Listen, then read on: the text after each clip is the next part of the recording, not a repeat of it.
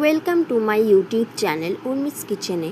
আজকে এই গরমে ঠান্ডা ঠান্ডা বেলের আইসক্রিমের রেসিপি নিয়ে আমি চলে এসেছি। এটি এই অত্যাধিক গরমে এটি খেয়ে স্বস্তি পাওয়া যায়, তৃপ্তি বোধ হয় ভীষণ।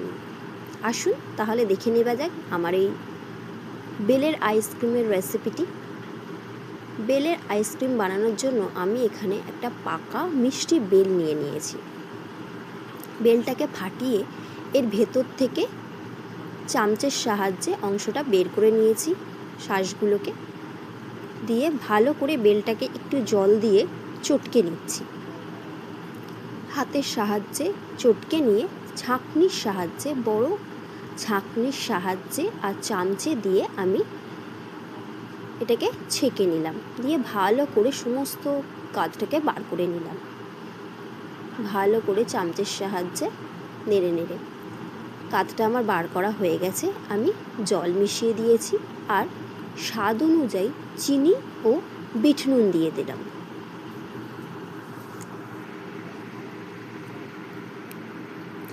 এখানে আমার এই একটা বেলে প্রায় 200 গ্রাম মতন চিনি লেগেছে। গুলিয়ে নিয়ে আমি মোল্ডের মধ্যে, আইসক্রিম মোল্ডে আমি ঢেলে দিলাম। দিয়ে ঢাকনা চাপা দিয়ে ওপর দিয়ে কাঠিটা গুঁজে দিলাম। হয়ে গেল।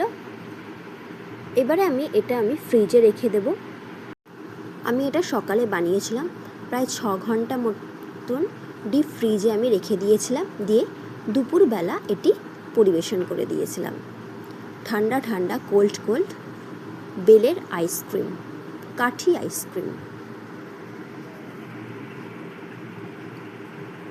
বন্ধুরা, আমার এই রেসিপিটি কেমন লাগলো অবশ্যই জানাবেন।